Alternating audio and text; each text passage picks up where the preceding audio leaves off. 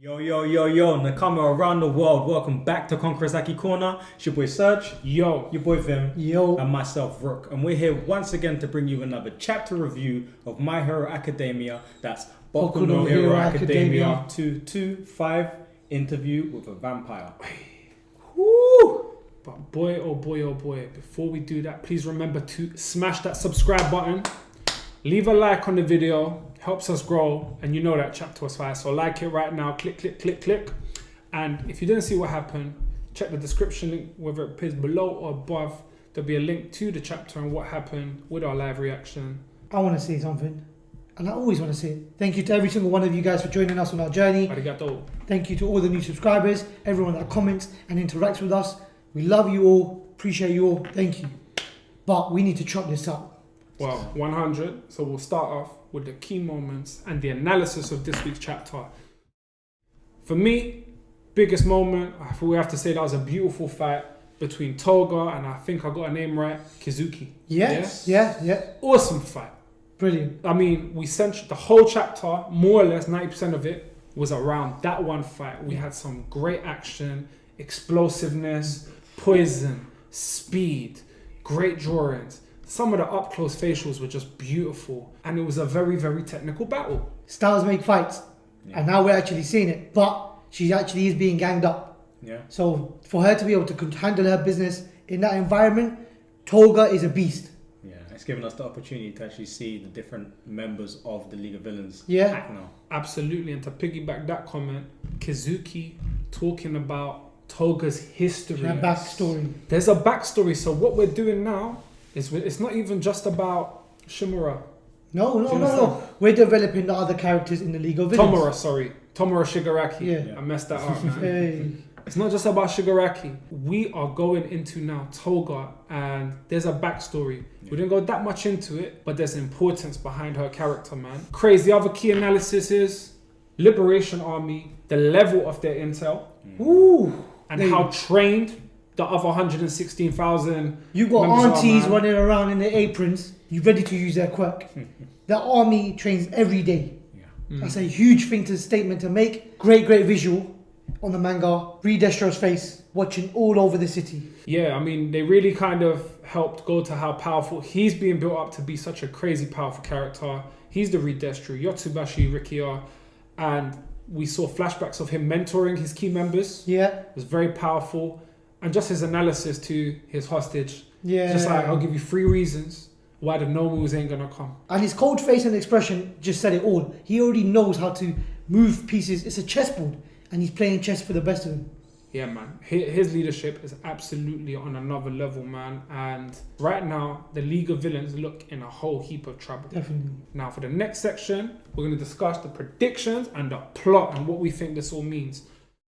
So, our predictions is, well, my predictions. I can't speak for my brothers here. Come on. But we did talk about it, so that's why it slipped on my tongue. We're gonna find out that Toga's an important character. Yeah. Because they also showed in those flashbacks, and I think it's a clue. You know when they blacked out her face, Yeah. her focus on Deku. Okay. There's gonna be a crazy link there. That's one thing. And another prediction on top of that is that we are gonna get backstories on each individual member of the League of Villains, and I'm very, very, very excited about that. Yeah, because it is going to give us a chance to finally find out what each member of the League of Villains can actually bring to the table. Because so far we've seen what Shigaraki could do. We're now going to learn about what Toga can do. We may then lead on to finding out what Twice can do. We may lead on to what Spinner can do. But it's nice to see how how they might develop each of the characters. And what's their motivations behind being in the League of Villains? She's the eldest daughter of her family, and Or was she the youngest? No, I said the eldest, wasn't she? Anyway, Oh, we want to double check that. I'll double check that. You keep going. Okay. My point being, why would the interviewer, Kizuki, mention that specifically? Now, she's mentioned it for a reason. Now, is Toga run away from a wealthy family? Eldest daughter. He's right. Hey, I remember. Trust me, I pay attention. Memory sharp. So, is the family wealthy? Is the family known to be dark in terms of being called vampires? Because she's being referred to as a vampire who sucks blood. So what is the family being known for? And what are they invested in solely? And I'm going to go on a stretch, and I want to say she's immortal, but what character traits of a vampire else other than sucking blood does she have? Because for the fact being, she survived blood exploding in her body. So we need to understand what more she can do. But definitely a time for her to Maybe develop. it's time to learn about her quirk a bit more. Definitely. 100%. Another thing, if our heroes get involved in this battle, I'm saying it now, Kizuki's an opponent for Bakugo. Their Perfect. quirks are very similar. Yeah. She's got the landmine explosiveness. She can spread them out far and wide. Somehow, maybe I don't know if her power was the one that made her army underlings explode. So the underlings selflessly gave themselves into a position where, do you know what? Make my blood. Awesome idea, by the way. Oh, brilliant. It's like a walking time bombs. Yeah. And she's a click of a finger on some kind of stuff, turn it all up. The difference is now, the way she can antagonize our heroes, i.e. Bakugo, is by frustrating them and doing crazy stuff. But Bakugo's smart, we'll see. No, go on, sir. And to add to that prediction, I did say in a few chapter reviews ago, I still do believe that the heroes from UA are going to somewhat team up with the League of Villains. Okay. 2-on-1 battles. That'd be exciting. Okay. I like that. I That's believe interesting. That might just happen. And lastly, if that's her abilities, I think each individual member of the main core of the Meta Liberation Army Detnerette Company are all going to have some crazy powerful quirks. Definitely. But without further ado, question times. So what questions do we have in regarding what's happening? Do you understand? Like, for me personally, I really want to know what Rikei Yotsubashi's main quirk is. Oh, yeah. That's what I'm Okay. excited Yeah. about. And my question is, who's the next fight that we're going to focus on after we're done with Toga? I really have no idea. My question that I have is, so they've been saying that the Liberation Army has been training every day. What have they been training for? To what level? Yeah, I like that. I like For? that. Why are you That's training intense. every day intensely like that? Yeah. Is there something Yeah. massive coming up that we're unaware of? What will Giran do, and can he do something to get out of his situation without needing the help of anyone else?